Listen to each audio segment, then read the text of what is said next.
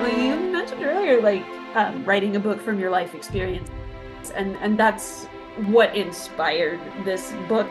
I am a choir accompanist as my day job, so that's part of why I was able to write this book so fast. Is I've kind of been researching for it all along.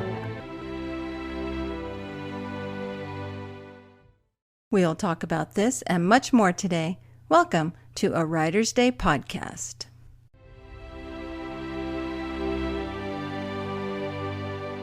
Hey everyone, welcome back to Writer's Day podcast. My name is Ruth Douthit, and I'm so glad you're here. I started this podcast, 6 years ago for folks like you who love to listen to award-winning, best-selling authors talk about their stories, their writing journeys, how they overcame obstacles to get published, and for folks like me who want to learn more about the writing craft. So welcome to A Writer's Day. And if you like what you hear today, please consider subscribing over at YouTube, follow me on Spotify, and leave a review. I'd love to know what you think of today's episode. And as usual, head over to my website, artbyruth.com, where you can learn more about me and my upcoming projects, like my Christmas novella coming soon. I'll be releasing the title and the cover of that project, as well as my next dragon coloring book. Woohoo! And book 3 in my Love and Romance in Italy series is officially out in the world. So if you've read it, The Streets of Florence, please consider leaving a review. You have no idea how reviews really do help us authors. Our standing on Goodreads and Amazon. And I just would love to know what you thought of The Streets of Florence. So head over to Amazon or Goodreads and leave a review. And thank you so much for doing that. Okay, on to the good stuff. Amanda Wen is here with me today again. And this year, she's here to talk about her newest release, Echoes of a Silent Song. So you know the drill. Grab your favorite beverage, a comfortable chair, kick back and relax as we listen to Amanda Wen talk about her new book.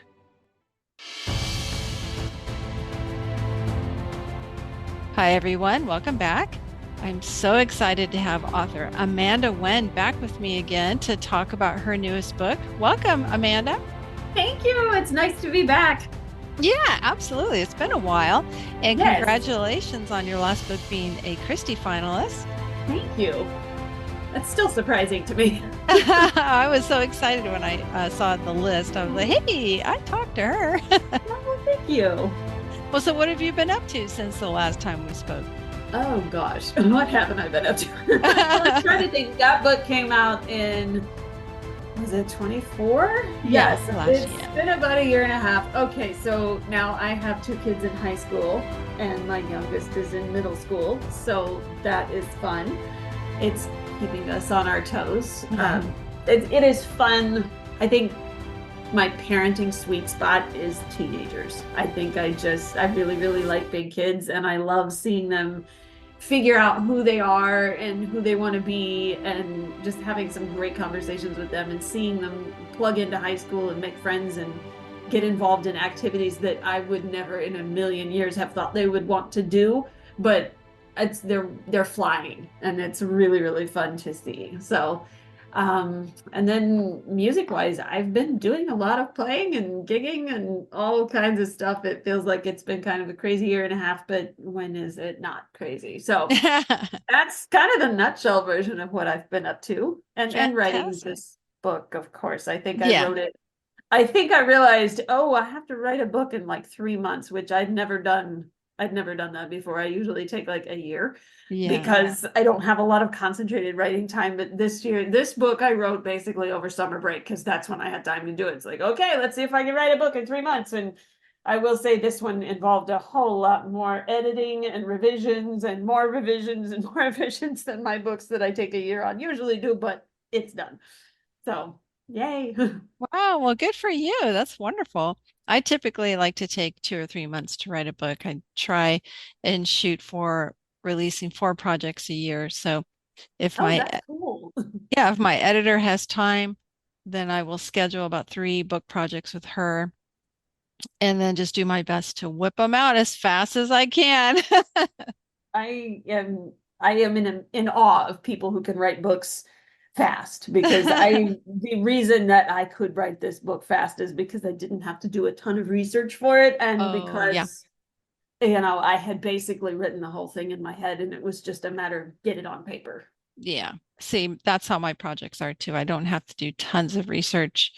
It's mostly just from life experiences, things I know already, but a couple of the books I wrote last year required research. So yeah, that does cause a little bit of hiccups, I think, in the process, but I'm so happy for you that you're able to get this done amongst your busy life, your Yes. busy kids and such. Yeah, I am blessed to be doing everything that I love to do all at the same time. And Yeah. sometimes it is crazy, but I remember when I was doing basically none of this. So it's fun. I like it. I wouldn't trade it.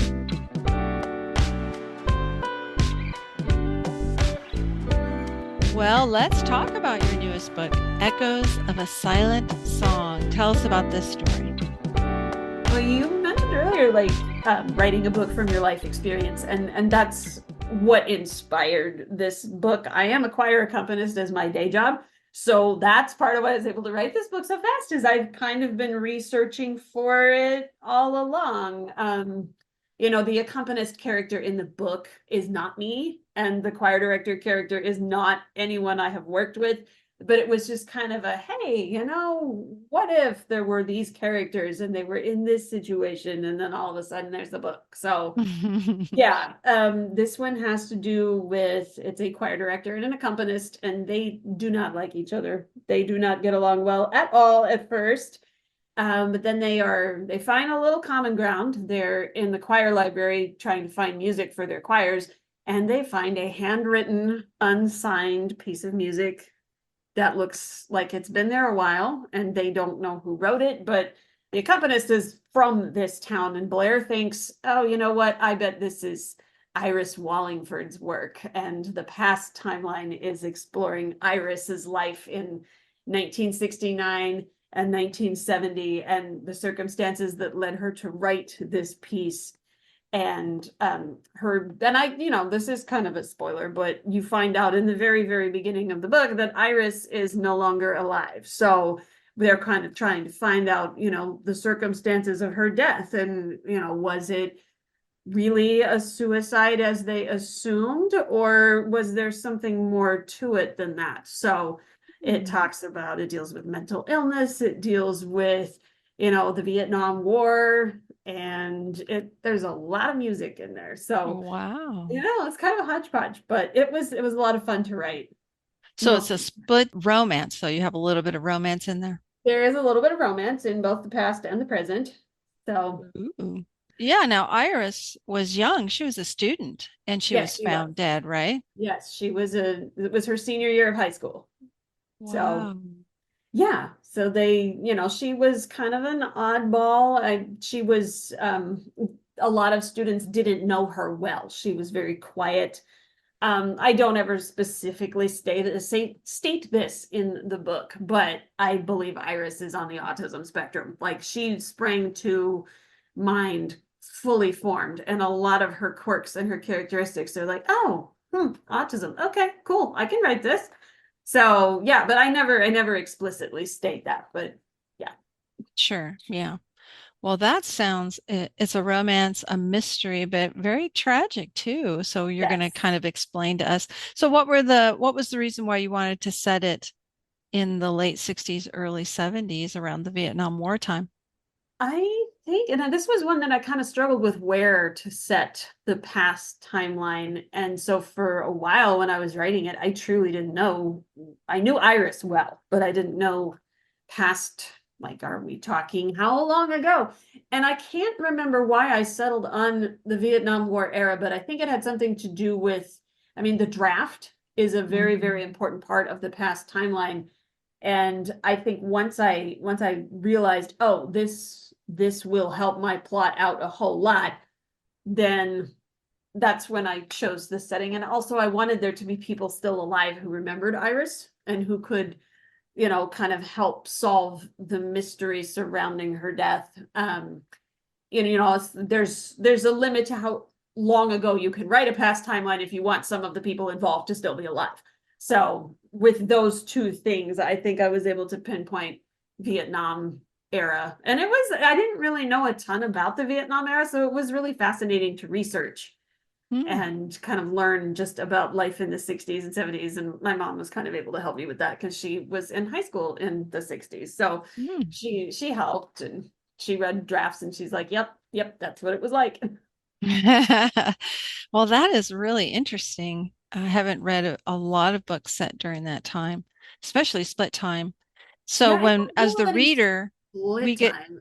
Susie go ahead. Finkbeiner writes in Vietnam era a lot, and Who? I'm she's sorry. I Susie didn't. Finkbeiner. Okay. She Yeah. is Yeah. one of my favorites, and so anything she writes, I will want to read. And she has written a couple of really, really outstanding books set in Vietnam. But other than that, I think Sarah Brunsvold's Mrs. Kip. I think there was That's true. some Yeah. Vietnam era stuff in that one as well. So there's some. Yeah. My friend Jennifer Carey has written a couple set during that era. She writes Oh, some cool. romance. Yeah. I mean, are the readers going to be able to go back during the time of Iris too? Will we meet her or this, Yes. be at the school? Ooh, I like that. You will meet her. She insisted on telling her story in first person, which my Mm. editors at first were like, "This is weird. Why are you doing this?" And I was like, "She insisted." So for a while, it was like my first draft, it was first person present tense.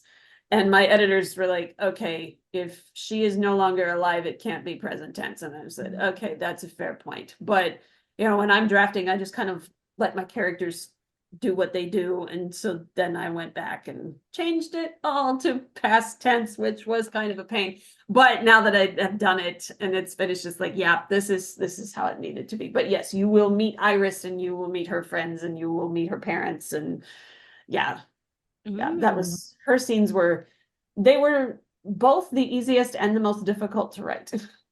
yeah. Now, my friend Jennifer Carey, who has written in her book set in the 60s and 70s, puts a lot of the music from that era in there. Usually just, naming the song or, like Uh-huh. while they were driving, this song was playing. Did you have a chance to do that too? I did with some of the choral music, but Iris is not your typical teenage girl from 1969. Ah, So okay. she listens to and composes classical music. So there are a lot of classical Easter eggs in there and choral music Easter eggs in there. But as far as pop music, she was not really about that. So, but yes, I threw a lot of music in there. This whole book is basically an homage to one of my favorite TV shows ever, it was called Cold Case, and it was on CBS like a decade or so ago. And it was told in the split time format. The Hmm. contemporary part revolved around this group of detectives in Philadelphia, and they specialized in solving old murders. And each episode there would be, you'd meet the victim, and you'd kind of walk through the last little bits of their life. And the camera stuff was like they would use different camera techniques. They would have period costumes, they would have period music. It was like time traveling in every episode. And I've seen every episode lots and lots and lots of times. So I that's kind of the inspiration for telling this story in this format. It's like, oh, it's a cold case novel. Except, we don't have detectives really in there. They show up toward the end, and in my head, they are the characters from the TV show. But of course, I change names and details and whatever, so CBS can't come after me. But that was kind of the inspiration of this Ah, I was see. this Yeah. format. So, if you've seen Cold Case, it will seem familiar. If you haven't, you'll still enjoy the story. But Yeah, okay. Yeah, I watched yeah, that show a long time ago. it Okay, is great. so much That gives me a fun. better idea. Yeah, I like that. That's really neat. And so tell us about Caleb Knight and Blair Emerson. Oh, okay. Callum he is a composer first and foremost. He's a conductor. He has been living in Boston, and he had this wonderful life built for himself. He had a choir that he had hand assembled, and he was directing them and writing music for them. And he had a fiance. And then during COVID, all of that fell apart. COVID did a number on a lot of people, but for musicians, it was really difficult because we were not allowed to get together to make music. Mm. And, working in a school and trying to be the choir accompanist when you're meeting on Zoom. You can teach an English class on Zoom. The jury is still out on how effective that is, but like you can present the information that you would preach in a lecture or present in a lecture format. You can I don't know why I keep saying preach. You can present that in a lecture format on Zoom. But when your class is 15, 20, 30, 40, 50 people getting together in the same room and singing together, you cannot do that when you're not allowed to meet in person. And so a lot of musicians had a lot of mental health struggles during that time. Musicians, a lot of our economy, like, gigs dried up, and the things that we had been counting on for income went away. We're having a wedding, but we can only invite 12 people. So sorry, string quartet that we had booked a year ago, you're out. Stuff like Yeah. that. And so Callum has kind of been through this. His choir fell apart. His fiance did die by suicide because she Mm. had her own mental health struggles. So that's what causes Callum to become so invested in Iris's story. Is like, he couldn't save his fiance, but maybe he can help prevent it happening to another student. So but he has fallen back on his fallback plan. He is down and out and down on his luck, and he does not want to be teaching, but he needs to make a living. So he comes to this small town in Illinois, and he meets this accompanist, and she is kind of a stick in the mud. She's been through a lot. She's been through several choir directors. People just keep taking the job and then finding a reason to leave after a year or two. She was there when they had a choir director named Victor Nelson, who was an institution. This dude was there for like 30 years. And then when he retired, that's when the revolving door of choir directors started. And she's a naturally optimistic person, but she is getting pretty frustrated with the whole revolving door situation. So in walks Callum, and he Mm. informs her on the first day he's only here for the year. And she's like, "Are you kidding me? Like, why do I even bother?" And so Yeah. this is really difficult for her. So she's mad at him, and she isn't the nicest person in the world to him, and he isn't the nicest person in the world to her, but they discover their mutual love of music, and then that sort of softens them a little toward each other. And so it was fun. I had Ah. never written kind of an enemies to lovers thing before. And it was also weird writing a situation where the choir director and the accompanist don't like each other, because the choir directors I've worked with, we've gotten along great. So like, how do I even imagine this? Because I can't. I've lightning has struck a couple times for me, and I've had amazing colleagues, and we've never had conflict really. So it's like, what would they even fight about? But I figured out some things. Mm. Well, I love this story. I think that sounds fascinating how Oh, thank they you. come together to solve this crime, solve this mystery. What Mm-hmm. happened to Iris? And so the unfinished handwritten music that Iris had written, it's a choral piece, choral Yes, composition. it is a choral composition. Mm. And I don't think it's spoiling too much to say that it does get performed in the course of the book. Aw. And I love the So, connections that you make. We always learn that at writing conferences that it's so important to make connections. So you have Callum being connected to Iris because of the suicide that affects him. And then you have Blair being connected because it's a handwritten, choral composition. And so that kind of connects to her. And she had heard of the rumor of mhm, Iris, a student, and she's from Peterson. So mhm. I think that's so neat how you take these two characters, their connections to Iris and their to the past, and that just makes us, the readers, love these characters more. So well done on that. I Oh, love well, that. thank you. Thank you. That's fun. Yeah, it is. That's the fun part of writing that I think a lot of students of writing have to realize that that's where the spark happens, where it just clicks with you and it gets you so excited to get on that empty page and start writing. Yes, it is a lot of fun. Sometimes. Well, Sometimes it's not, but yeah, I know, that's true. most of the Like you time said, it when you have is. to go make a whole section second or third person pass, Yeah, that is hard. that's okay. I was just glad they let me keep it in first person, because that was the thing I was really gonna have a hard time changing. Yeah. Well, Echoes of a Silent Song releases October 21st, which means it's available for pre-order right now. So head over and get your copy. And can folks contact you at your website? Yes, that is the best place for contacting me. You can sign up for my newsletter. You can read about my other books. You can get linked to all my socials, and it's amandawen.com. Fantastic. Well, so then what's coming next down the road for you? Well, Echoes of a Silent Song is the first in a new duology from Kriegel. I had kind of sat on these two ideas for a really long time, and I wanted to come up with a third one, and I didn't have an idea for a third book. And finally, my agent said, "Well, why don't you just pitch it as a 2-book series and be done with it?" And I said, "Cool, let's do that."